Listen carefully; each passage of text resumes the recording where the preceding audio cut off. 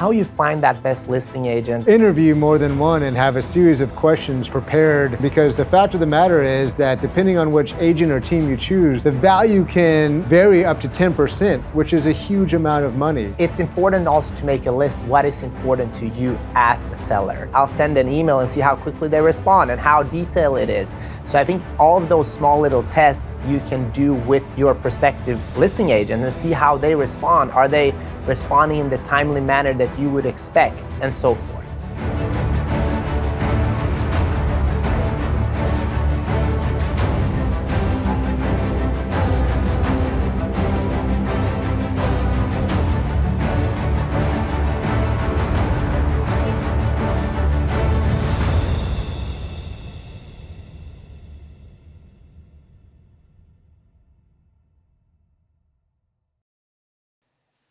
Hey, and welcome back to Black Belt in Real Estate.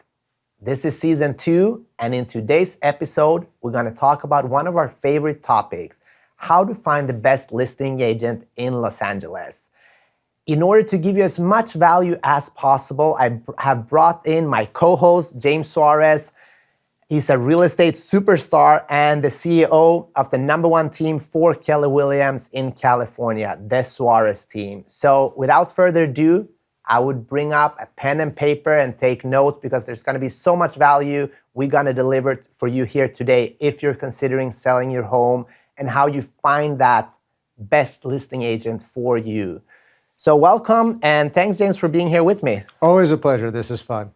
This is awesome. I know this is a hot topic for you. You built your business through door knocking. You've listed hundreds and hundreds of homes, and I'm trying to catching up with you with your guidance and help. And I really appreciate all you have done for me. And I just want to share with the audience, how you find that best listing agent, because let's address the elephant in the room. A real estate agent doesn't always have the best rumor, and a lot of people don't trust the real estate agent, which is so sad. And we just want to share what you can do as a homeowner if you think about selling, to be protected and also get the best possible results. So let's just start the conversation. Like, where do you start? You're thinking about selling your home. You want to get the best person for you and the team to do the job, but you don't know where to start. You heard about your uncle that it's in real estate. You heard about the Suarez team or Keller Williams or Douglas Elliman, but you don't really know any more than that. Yeah, I think you need to approach it like any other major decision in life, which is to interview more than one and have a series of questions prepared, to ask the agent that you're interviewing. In fact, I know on the Suarez team, we actually provide an interview sheet for our sellers to make sure that they ask all the appropriate questions to the agent that they're interviewing, because the fact of the matter is that depending on which agent or team you choose, the value can, vary up to 10%, which is a huge amount of money. I think one of the mistakes that sellers oftentimes make is to try to find, the cheapest, right? The one that charges the least amount of commission. And, there's a famous saying, you get what you pay for, right? And unless you want a discount value, you don't want to choose a discount agent. So, that's one of the things that I would start with, is to remove that thought process from this decision making. There's also another famous saying that my dad used to say, which is, don't jump over the dollars in order to get to the pennies, right? Quick, story that I love to tell, sellers is, we had a listing that we sold, but we didn't start off with the listing. The seller interviewed a couple of different agents. They did have the mentality of, we want to go with the cheapest. So they chose a local expert, but a discount expert, right? So long story short, the highest price they got was $950,000, and they called us worried because they thought they were leaving money on the table, which they were. Long story short, 2 months later, we took over the listing, sold it for $1,160,000, right? $210,000 more. And yes, they had to pay us 1% more in the commission, which was around $12,000. But when net they netted $200,000 more, they were very happy to pay the commission. So first and foremost is to remove the commission, right, myth out of the equation and focus on who's got the best track record, who's had the best result, who's had the best reviews, and then go through a series of important questions to ask the agent. Yeah, and if you're on the market thinking about selling, we're happy to share that cheat sheet with you as well. Of course. Just reach out to us and we're happy to do that. So there are three things. I mean, the market right now, it's always evolving and changing, and we don't know exactly when you're looking at this, but there's so many things that are important when listing your home. The three, I would say, that you taught me most important is the agent and team you choose, the marketing, and the pricing strategy. Yes. Can we just talk a little bit more about that?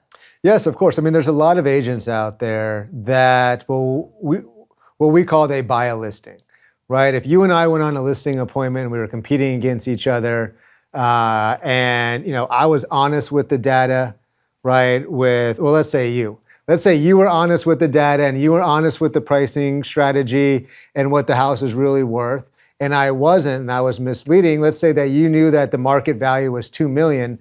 I know it too because I'm looking at the same data, but I'm going to try to buy this listing and tell the seller that, hey, it's worth actually 2.3. In the seller's mind, 2.3 is sexier than 2 million. And so it's also making sure that you're not always being told, what you want to hear, but what you need to hear. I mean, what I tell sellers all the time, if roles were reversed and you were the agent and I was the seller, I would want you to tell me what I needed to hear versus what I want to hear. Because in a market, especially in the market that we're in right now, pricing strategy matters now more than ever. And if you misprice your home, it could cost you a lot of money. Yeah.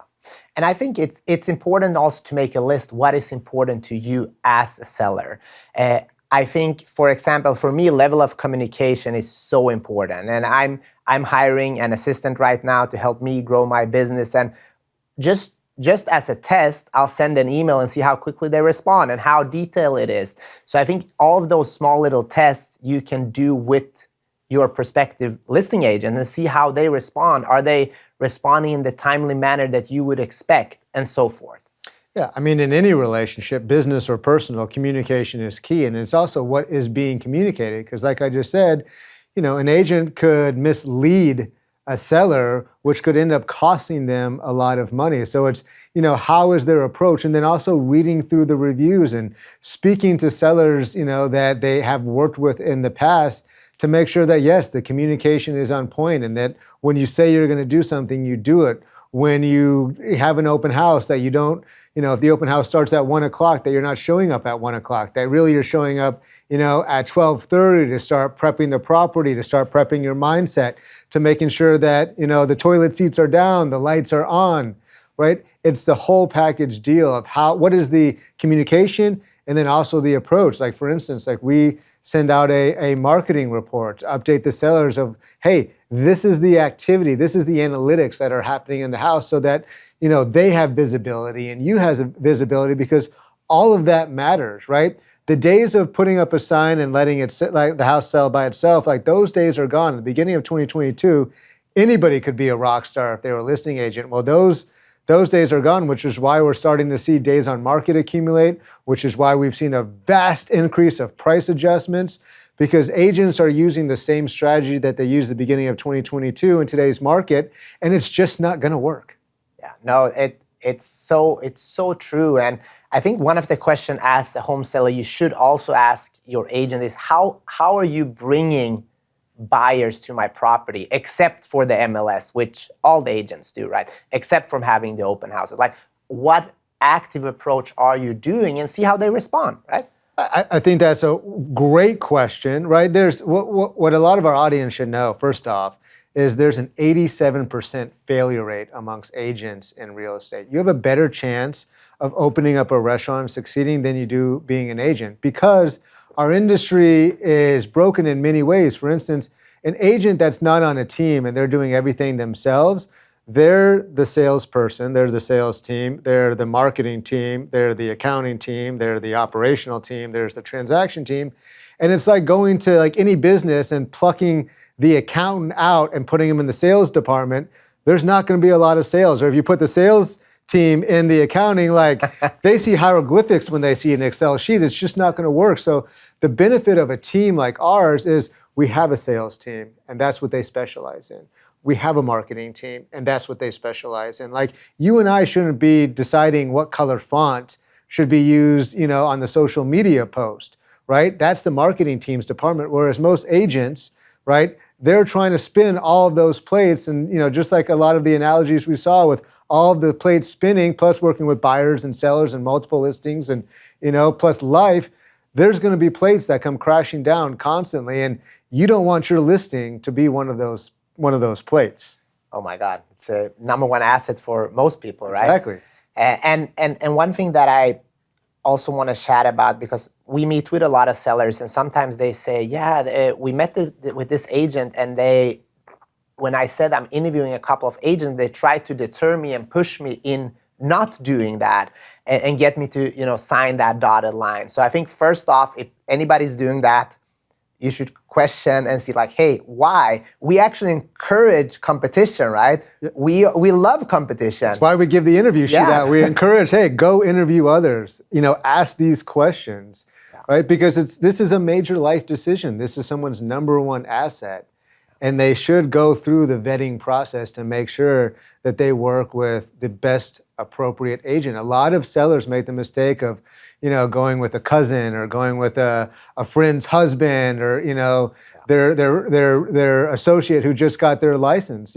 My response to that always is, would you go to your cousin's party and write him a check for $100,000? Because oftentimes that's what you're giving up by trying to be, kind. This is not a personal decision. This is a business decision, and one of the most important business decisions that a person can make in their lifetime. So true. And I think one thing that I'm also thinking about, and a good question to ask, which I rarely get asked on listing appointments, is like, how do you show the property? What has happened in today's world is that there's a lot of lock boxes out there. I actually saw a $4 million house for a client yesterday, and there was a lockbox. And I felt so bad for the seller because there was nobody there to explain all the grannies and nooks in the house, everything that I wanted to know. I had so many questions. And I called the listing agent and couldn't get a hold of that agent. So I think another question is, who's going to show the property and are they qualified to show the property? Yeah, there's nothing more frustrating than when we go to try to show a property and the listing agent, doesn't respond. First and foremost. And then when they do respond and give us a lockbox code, you're 100% right. A showing is like the number one time to perform and sell a property. Yet the person who should know the house the most is not there to help sell the property and point out all of the features, or they send their assistant who's not licensed, who can't really legally talk about the property unless asked a question that's on the MLS sheet. So yes, that is definitely a question that sellers should be asking, agents that they're interviewing is, who's going to be doing the showing and is there going to be a lockbox at the property, right? How quickly too, right? Sometimes it's crazy when we're trying to get showings for clients. In Los Angeles, let's face it, most buyers that are looking at listings, in order to afford these amazing homes, you got to work.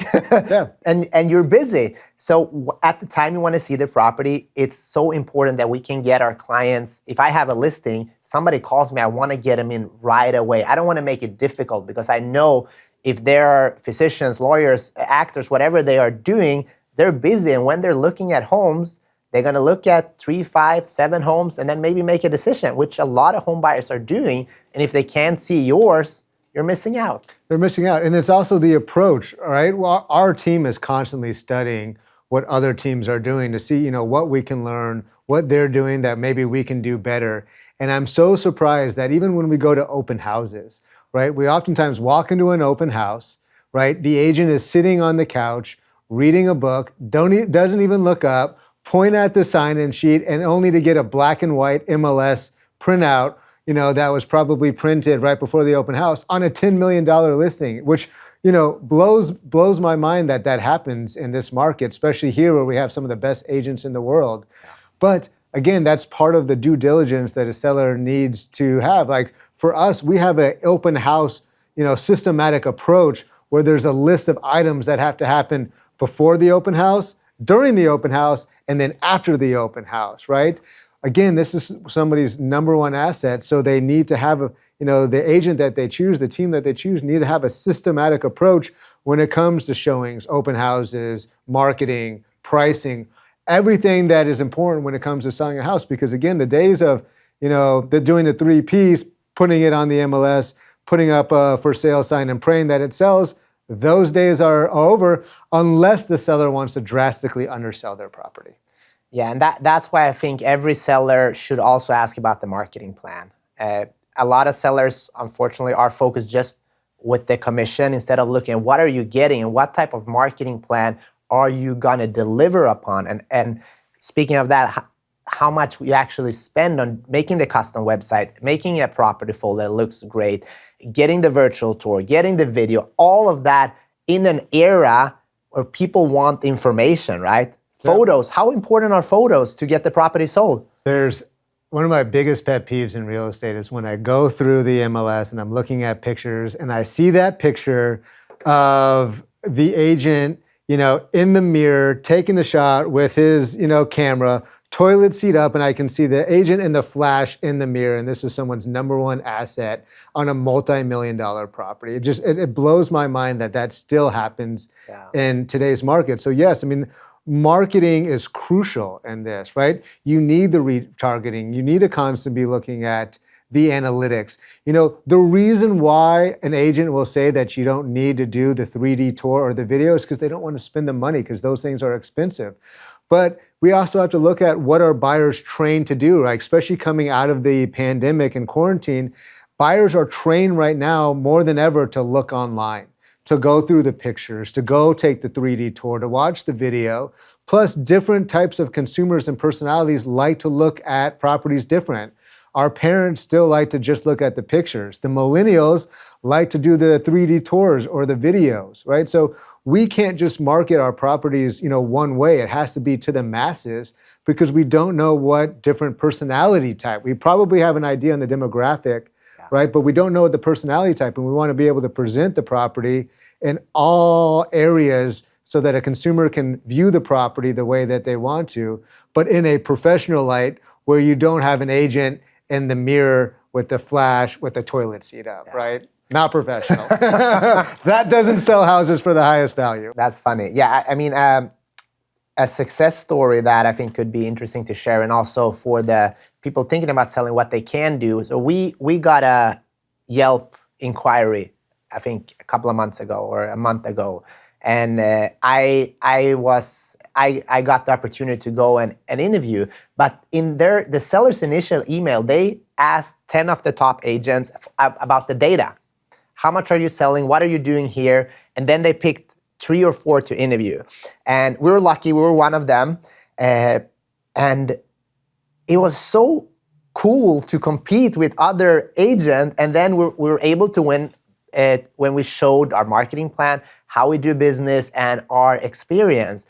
And I think that strategy as a seller is a great way, right? Because you should interview at least 3 or 4 of the top agents. Yeah, well, first and foremost, let's give you the credit, right? Because, they also need to understand that, there's the 80-20% rule in real estate. 20% of us do 80% of the sales. Actually, in real estate, it's more like 10-90.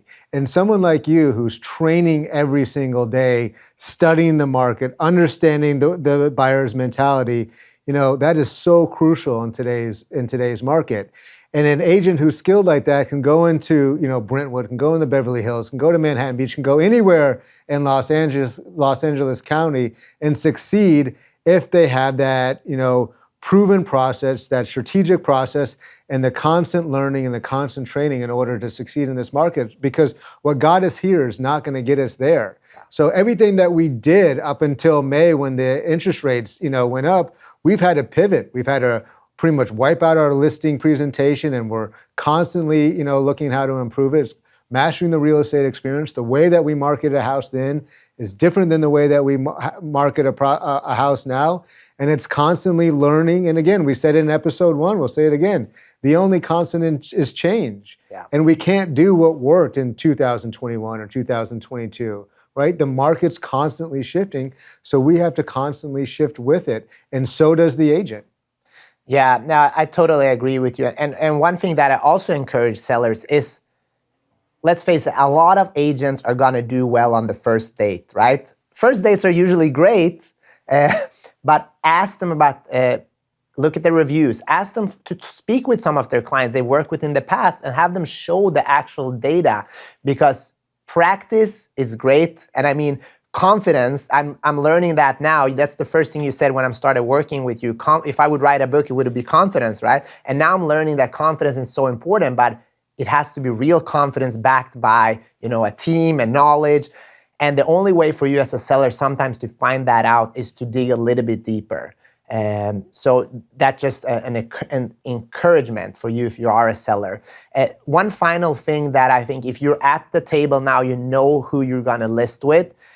Make sure, and this is something that I'm so proud of working with the SARS team and you, is that we actually put in the listing agreement that if you're able to cancel the listing agreement at any time, unless we're actually in escrow or negotiating, if you're not happy with the service. And that's something that I can stand behind and say, hey, I need to deliver every single day. So if you're thinking about hiring an agent, make sure that you're able to get out, because that first date could be great, but further down the road, if you're not happy, you should be able to work with somebody that fits your needs better. Right? 100%. I mean, we're able to put that clause in the listing agreement because you, our team, have confidence in our ability to deliver. I mean, you're 100% right. A lot of agents are very good presenters, right? They're very good at selling, right? But we don't want to sell our clients. We want to consult our clients.